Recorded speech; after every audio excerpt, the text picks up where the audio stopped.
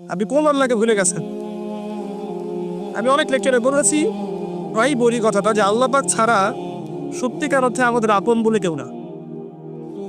আমাদের উপরের মহরে, নিচের মহরে, পরিবারে, সমাজে, আত্মীয় স্বজন, স্ত্রী সন্তান অনেকে আছে, সত্যিকার অর্থে আল্লাহর মতো আপন আমাদের কেউ নাই। এরা সবাই যদি আমাদেরকে ফিরিয়ে দেয়, আল্লাহ পাক আমাদেরকে ফেরাবেন না ইনশাআল্লাহ। তো সেই আল্লাহকে আপন করে নেন, ইনশাআল্লাহ পরে করে নাজাত পেয়ে যান।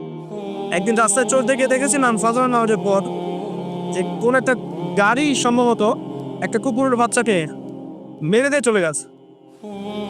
আর ওই কুকুরের মা যে সে রাস্তার পাশে দাঁড়িয়ে বসে আছে, বসে বসে তার চেহারাটা এত মায়াবী, এত বিষণ্ণ যে তার ছেলেটা কিনা মারা গেছে। এই যে মায়া, একটা কুকুরের বাচ্চার প্রতি কুকুরের মায়া, ওই এক ভাগ রহমতের একটা অংশ। এই এক ভাগ রহমত আল্লাহ পাক আমাদের সবার মধ্যে দিয়ে দিয়েছেন। আর বাকি 99 ভাগ রহমত আল্লাহ পাক রেখেছেন কিয়ামতের মাঠে এই রহমত দিয়ে আদম সন্তানকে মাফ করে দিবেন ইনশাআল্লাহ।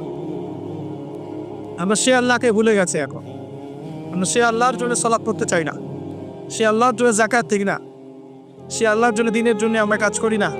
আল্লাহর দিন আল্লাহর জমিনে প্রতিষ্ঠা হোক সেই চেষ্টাও করি না, বরং আল্লাহর দিনের বিরোধিতা করার একটা ক্ষেত্র বাকি রাখি না। আমরা আল্লাহকে চিনতে পারি নাই। শোনেন, আল্লাহ পাক তো সেই সত্তা যিনি এখন জানেন যে আমাদের মধ্যে কে কে জান্নাতে যাবে, এখানে যারা বসে আছে, এবং মনে করেন আমাদের এখানকার মধ্যে এই ভাই জান্নাতে যাবে। মনে করেন এই ভাই জান্নাতে যাওয়ার 1 কোটি বছর পরে তিনি কি করবেন আল্লাহ পাক এখনই জানেন সেটা। আমার কথা কি বুঝতে পারছেন? আর মনে করেন এখানকার মধ্যে কোন এক ভাই জাহান্নামে যাবে, নাউজুবিল্লাহ। সে জাহান্নামে যাওয়ার কোটি কোটি বছর পর কি আযাব ভোগ করবে আল্লাহ পাক এখনই সেটা জানেন, রাইট নাও। আপনি কোন আল্লাহকে ভুলে গেছেন? আমি অনেক লেকচারে বলেছি, প্রায় বলি কথাটা যে আল্লাহ পাক ছাড়া সত্যিকার অর্থে আমাদের আপন বলে কেউ না। আমাদের উপরের মহলে, নিচের মহলে, পরিবারে, সমাজে, আত্মীয় স্বজন, স্ত্রী সন্তান অনেকে আছে, সত্যিকার অর্থে আল্লাহর মতো আপন আমাদের কেউ নাই। এটা সবাই যদি আমাদেরকে ফিরিয়ে দেয়, আল্লাহ পাক আমাদেরকে ফেরাবেন না ইনশাআল্লাহ। তো সেই আল্লাহকে আপন করে নেন, ইনশাআল্লাহ পরকালে নাজাত পেয়ে যাবেন, দুনিয়াতেও সুখে থাকবেন। দেখবেন সবাই আপনাকে ছেড়ে চলে গেছে, যিনি আপনার মনে শান্তি যে আল্লাহ আমার সাথে আছে। সবাই আপনাকে ভুল বুঝছে, দেখবেন আল্লাহ আপনাকে প্রশান্তি দিবেন যে আমি তোমার সাথে আছি। চিন্তা যাই হোক, আল্লাহ পাক ওই নূরের ফেরেশতাদের সামনে মাটির আদমের সামনে নূরের ফেরেশতাদেরকে সিজদা করালেন। এখান থেকে আমাদের সম্মানটা বুঝতে পারছেন? কিসের কারণে সম্মানটা পেলাম?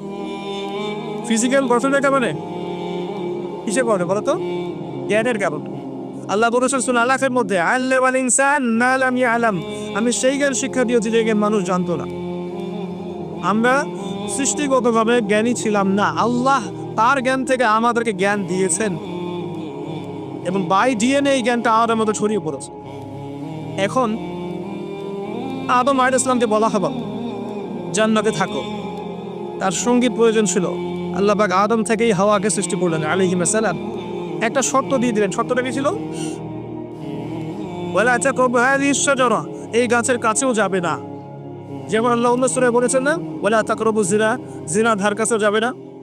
একই রকম কথা, কিন্তু একই রকম। জিনার ধার কাছেও যাবে না, করবে না এমন না, ধার কাছেও যাবে না, এই গাছের কাছেও যাবে না। এখন আমরা যেগুলো নিয়ে ব্যস্ত, এই গাছটা কি ছিল ফলটা, আর সাপ কেমন ছিল, রং কেমন ছিল, এগুলো মোটেই গুরুত্বপূর্ণ বিষয় নয়। এখন যখন আমরা এই বড় বড় সমস্যাগুলোকে বাদ দিয়ে হাত কোথায় বাঁধবো, পায়ে পা লাগাবো কিনা, আমিন জোরে না আসতে, তারপরে হাত ধোবো কিনা, অনেক বিষয় আছে না, এগুলো পরে আসি। যেমন বড় বড় ইস্যুগুলো বাদ, ইসলামের বিরোধী শক্তিদের উত্থান, তাদের সুভিত্তিক অর্থনৈতিক সিস্টেম, তাদের মিডিয়া, তাদের প্রযুক্তি, তাদের ডমিনেশন, তাদের মনিটরি সিস্টেম, মুসলিমদের বিভক্তি, মুসলিমদের কিলিংস, এগুলো সব বড় বড় বিষয়গুলো বাদ। ছোট ছোট বিষয়গুলো পপকর্ন নিয়ে এখন ব্যস্ত হয়ে আছেন। ওইটা একটা এরকম ইস্যু, ওই গাছটা কিসের গাছ ছিল, এই প্রশ্ন যে করবেন এই প্রশ্নের উত্তর ধ্যান রাখতে। মূল কথা হচ্ছে গাছের কাছে যেও না। কিন্তু শয়তান যে সিজদা করে নাই, তার নাম কি? ইবলিস। সে কিন্তু জ্ঞানী ছিল, এবং এক পর্যায়ে সে ফেরেশতাদের শব্দ হয়েছে। কিন্তু আবা ওয়াস্তাকবার, জ্ঞানী হওয়া সত্ত্বেও সে উদ্ধত হয়েছে, অহংকার করেছে। উদ্ধত হয়েছে, অহংকার করেছে। আবা ওয়াস্তাকবার ফাতাকুনা মিনাল কাফিরিন, সে কাফেরদের অন্তর্ভুক্ত হয়ে গেল। এখানে মনে রাখবেন, আমি যদি অনেক বড় ডিগ্রি সার্টিফিকেট অর্জন করি, আমার মধ্যে বিনয় না থাকে, অহংকার থাকে, এই জ্ঞান আমার পরকালে পুরো কাজে আসবে না। আমি যত বড় আলেম হই, আমি যত বড় দরবেশ হই, হ্যাঁ, হাফেজে কোরআন হই, কারি হই, মুহাদ্দিস মুফাসসির যে হই না কেন, মানুষ আমাকে অনেক বড় কিছু করে ডাকে, ঠিক আছে? আবার ডক্টরেট হয়, কেমব্রিজ, অক্সফোর্ড, হার্ভার্ড থেকে পড়ে এসেছি, কিন্তু আপনার ভিতরে যদি অহংকার থাকে, কেবল থাকে, তাহলে আমার এই জ্ঞান আপনার কোনো কাজে আসবে না। ইবলিস জ্ঞানী ছিল, কিন্তু অহংকারের কারণে আল্লাহ পাক তাকে বের করে দিয়েছেন। মনে রাখবেন, অহংকারটা কি? আল্লাহ বলেছে সেজদা করো, সে সেজদা করলো না, বরং বলল যে ফালাকতানি মিন নার ওয়া খালাকতাহু মিন তিন, আমাকে আগুন দিয়ে সৃষ্টি করেছো, তাহলে মাটি দিয়ে সৃষ্টি করেছো। এই যে আল্লাহর বিধানের আনুগত্য না করা, নিজের বুঝটাকে শ্রেষ্ঠ মনে করা, এটাই তো অহংকার, এটাই অহংকার। এখন আমরা সে অহংকার করছি না, করছি।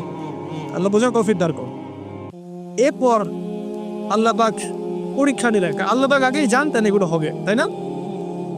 তারা ফল খেয়ে ফেললেন। এখানে খেয়াল করে দেখেন, দুজনেই কিন্তু আদেশ অমান্য করেছেন, ইবলিসও এবং আদম আলাইহিস সালামও। কিন্তু পার্থক্যটা কোথায়? আদম আলাইহিস সালাম যখন ভুল বুঝতে পেরেছেন, সাথে সাথে ইউনজয়েল করে আল্লাহর কাছে ফিরে এসেছেন, তওবা করেছেন, আল্লাহকে বলেছেন রব্বানা যালামনা আনফুসানা ওয়া ইল্লাম তাগফির লানা ওয়া তারহামনা লানাকুনান্না মিনাল খাসিরিন। হে আল্লাহ, আমরা জুলুম করেছি নিজেদের নফসের উপরে, আপনি যদি আমাদেরকে মাফ না করেন, আমরা ক্ষতিগ্রস্তদের অন্তর্ভুক্ত হয়ে যাবো। আল্লাহ পাক মাফ করে দিয়েছেন। যখনই তিনি তওবা করেছেন, আল্লাহ পাক মাফ করে দিয়েছেন। ইবলিস কিন্তু তওবা করেনি, এই পার্থক্য।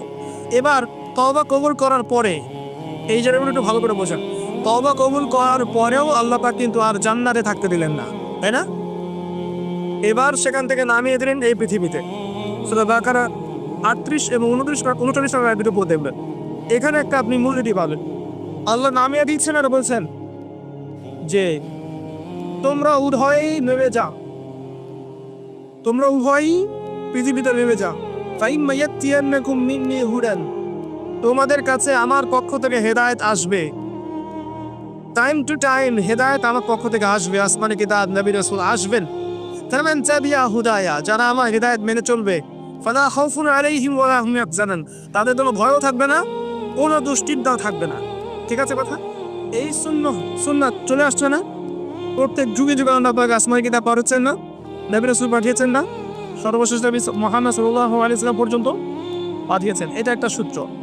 এরপরে আল্লাহ পাক বলেছে ওয়াল্লাযীনা কাফারু ওয়া কাযযাবু বিআয়াতিনা, কিন্তু মনে রাখবে, যারা নিরান আসার পরেও আমার আয়াতকে অস্বীকার করবে, মিথ্যা প্রতিপন্ন করবে, ফাউলাইকা আসহাবুন নার, এরা হবে জাহান্নামের অধিবাসী।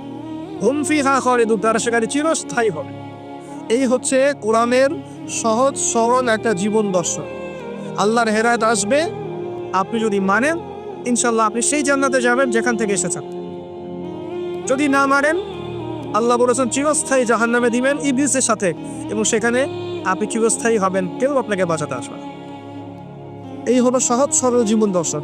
যত তত্ত্ব উপাত্ত দর্শন বিজ্ঞানী খাটেন না কেন, এর চেয়ে সহজ সরল কোনো জীবন দর্শন নেন। এটাই চূড়ান্ত, এর বাইরে কিছু না। এবার পৃথিবীতে আসা হলো, আসার পরে প্রথম দুর্ঘটনা কি ঘটলো? হাবিল আর কাবিলের ঘটনা, মনে আছে? ভাই ভাইকে হত্যা করেছিল। কোন ভাই হত্যা করেছিল? কাবিল হাবিলকে। ফেরেশতাদের কথা মনে রাখেন, তারা কি বলেছিল? তারা পৃথিবীতে যাবে এবং রক্তপাত ঘটাবে, ফাসাদ সৃষ্টি করবে। মিছে দেখেন। এবার আল্লাহ পাক কাবিলকে জাহান্নামে দিলেন, আর হাবিল ইনশাআল্লাহ জান্নাতে যাবে। মনে রাখবেন, নবী সাল্লাল্লাহু আলাইহি ওয়াসাল্লাম বলেছেন, পৃথিবীতে যত হত্যাকাণ্ড হবে, প্রত্যেকটা খুনের পাপের একটা অংশ কাবিলের আমলনামায় যুক্ত করা হবে। কারণ সেই প্রথম পৃথিবীতে এই হত্যাকাণ্ড সূচনা করেছে। এটা বলে গুনাহে জারিয়া। সাদকায়ে জারিয়া যেমন আছে, গুনাহে জারিয়াও আছে। আপনি একটা মসজিদ করে দেন, যত মানুষ নামাজ পড়বে ইনশাআল্লাহ আপনি নেকি পাবেন। আপনি একটা সিনেমা হল করেন, যত মানুষ নোংরা সিনেমা দেখবে সমস্ত গুনাহ আপনি পাবেন। চয়েস ইজ আপনার চয়েস। এবার তারপরের যুগে আসেন নূহ আলাইহিস সালাম। আমি একটা বিষয় বলতে চাচ্ছি যে আপনাকে আমি যুগে যুগে আল্লাহ পাকের সুন্নত দেখাবো, যুগে যুগে আল্লাহ সুন্নত দেখাচ্ছি আপনাকে। নূহ আলাইহিস সালামের যুগে আসেন, 950 বছর তিনি দাওয়াত দিয়েছেন। কত বছর? 950 বছর, 9টা শতাব্দী মানুষকে দাওয়াত দিয়েছে। এত লম্বা হায়াত আল্লাহ পাক দিয়েছিলেন তাকে। অল্প কিছু মানুষ ইসলাম কবুল করেছে, যাদেরকে নিয়ে তিনি নৌজানে করে সফর করেছেন। বাকিদেরকে আল্লাহ পাক কি করেছেন? তুফান দিয়ে, প্লাবন দিয়ে একদম ডুবিয়ে দিয়েছেন, দেন নাই? আল্লাহ সুন্নত ওই আয়াতটা মনে রাখেন, যারা আমার বিধান মেনে চলবে নাজাত পাবে, মেনে চলবে না পৃথিবীতে লাঞ্ছিত হবে, পরকালে জাহান্নামে যাবে। এই আয়াতটা মনে রাখেন। আপনার 2 চোখ লাগবে, বাইরের চোখ আর ভিতরের চোখ দিয়ে দেখেন, আপনি বুঝতে পারবেন যে পুরো ওয়ার্ল্ড ওয়াইড যে অবস্থা চলছে এটা মাক্কি জাহিলিয়াতের চেয়ে কোনো অংশে কম না। এখানে যদি আপনি শুরুতেই সব কিছু ইম্পোজ করতে চান পারবেন না, এবং এটা ভুল হবে। বরং বেসিক প্রাইমারি জিনিসগুলো দিয়ে শুরু করতে হবে।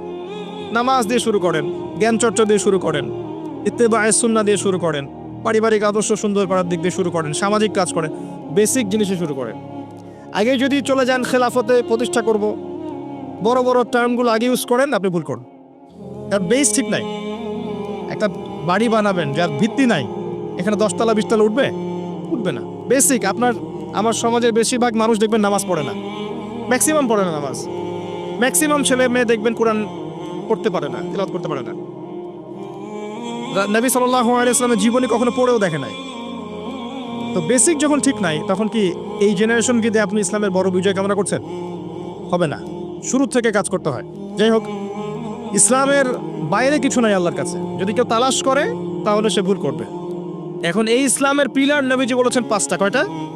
প্রথমে তাওহীদ, এক আল্লাহকেই সৃষ্টিকর্তা, পালনকর্তা, রিজিক দাতা, সন্তান দাতা, ভালো মন্দের মালিক, বিধানদাতা, এভরি সিঙ্গেল সেক্টরে আল্লাহকে ইলাহ বলে মানা, এর নাম হচ্ছে তাওহীদ।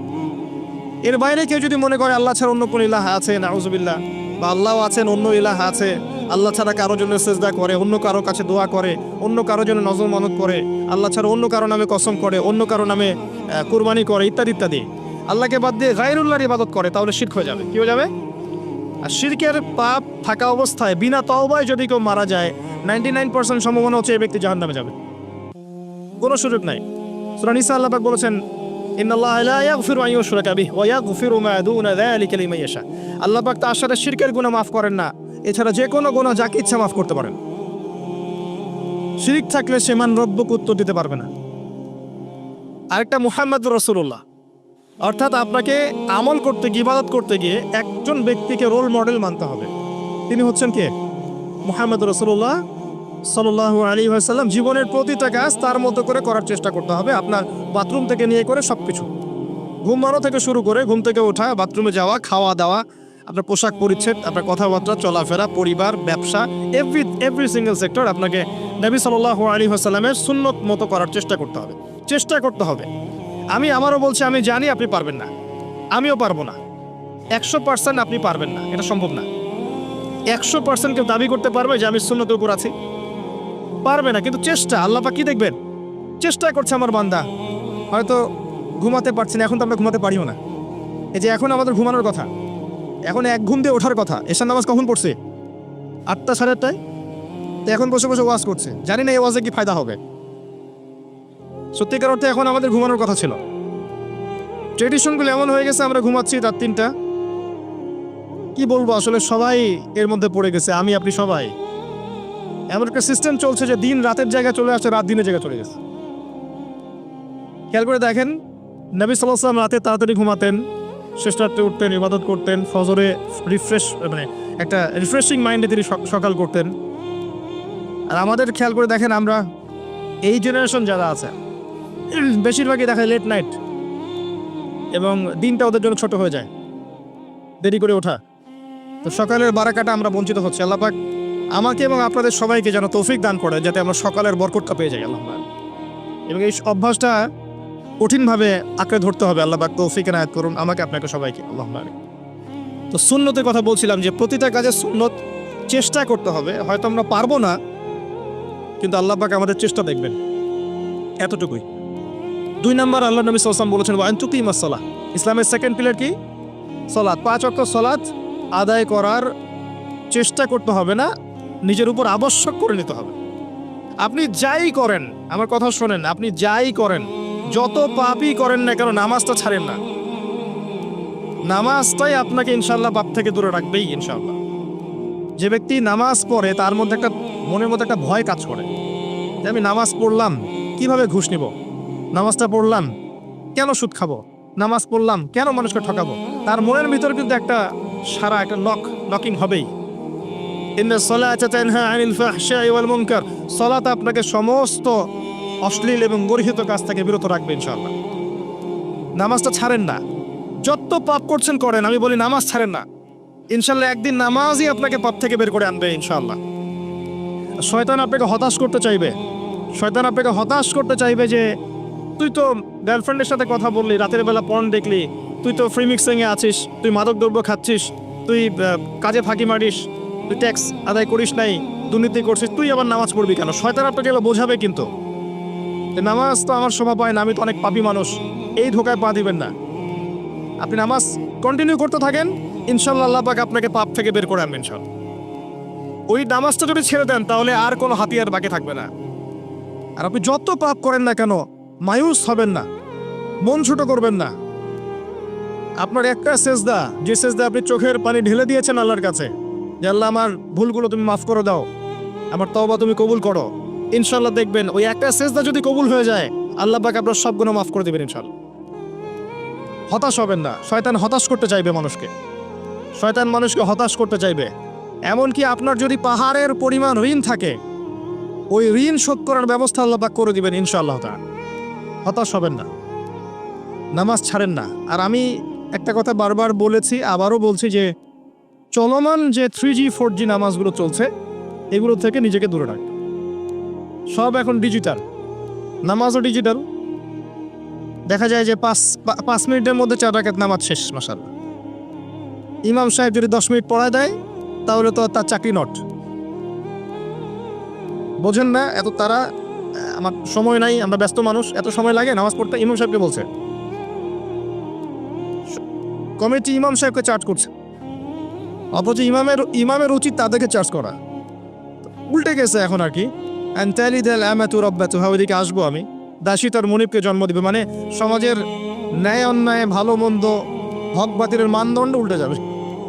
দাসী কখনো মনিবকে জন্ম দেয়? মানদণ্ড উল্টে যাবে। আসেন রিল্যাক্সে নামাজ পড়বেন ইনশাআল্লাহ। আল্লাহ পাক তৌফিক দান করুন।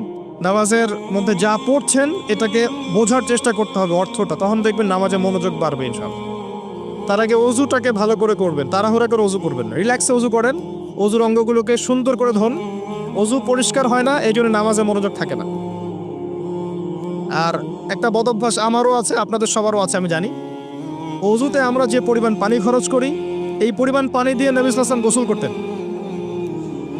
হ্যাঁ, আর আপনার মাথায় যত চুল আছে তার চেয়ে বেশি চুল ছিল নবী সাল্লাল্লাহু আলাইহি ওয়াসাল্লামের মাথায়। আপনার 2-3 জনের মাথায় যত চুল আছে তার চেয়ে বেশি চুল ছিল নবী সাল্লাল্লাহু আলাইহি ওয়াসাল্লামের মাথায়। তারপরেও তিনি অল্প পানি দিয়ে গোসল করে ফেলতেন। আর আমাদের দেখবেন জারিমানের জোর যত বেশি, তার ট্যাপের স্পিড তত বেশি। মসজিদে যাবেন, দেখবেন জোরে ট্যাপ ছেড়ে দিয়েছে, উজু করতেছে। একজন মানুষের গোসলের পানি দিয়ে একাই উজু করে ফেলে। পানির লেয়ার দিন দিন নেমে যাবে আমাদের এই পাপের কারণে। কুল আরাআইতুম ইন আসবাহা মাউকুম গাওরা, সূরা মুলকের শেষ আয়াত পড়ে দেখেন। বলুন হে নবী, তোমরা যদি কখনো সকালে উঠে দেখো যে পানির স্তর সব নিচে নেমে গেছে, পানি নাই, ফামা ইয়াতিকুম বিমাইন মাইন, কোন সেই সত্তা আছে তোমাদেরকে পানি এনে দিবে, প্রবাহমান পানি? দিন দিন ঢাকা শহর সহ বড় বড় যে সিটিগুলো আছে, এগুলোর পানির লেয়ার নিচে নেমে যাচ্ছে। আমাদের অপচয়ের কারণে এমন হচ্ছে। প্রচুর পানি আমরা অজুতে অপচয় করি। গোসল দেখবেন শাওয়ার নিচ্ছে, ওই যে আমাদের ডিজিটাল আজুজের বাথরুম যেগুলো আছে, পানি চোষা বাথরুম, মানে 10-20 বালতি পানি দিয়ে শাওয়ার নিয়ে নিব। হ্যাঁ, মহিলা হলে তো কথাই নাই, আরো 10 বালতি এক্সট্রা লাগায়। তো সমস্যা, ওযু ঠিক করতে হবে, তারপরে সলাতে মনোযোগ বসবে ইনশাআল্লাহ। আল্লাহ পাক আমাদেরকে সলাত বুঝে আদায় করার তৌফিক দান করুন।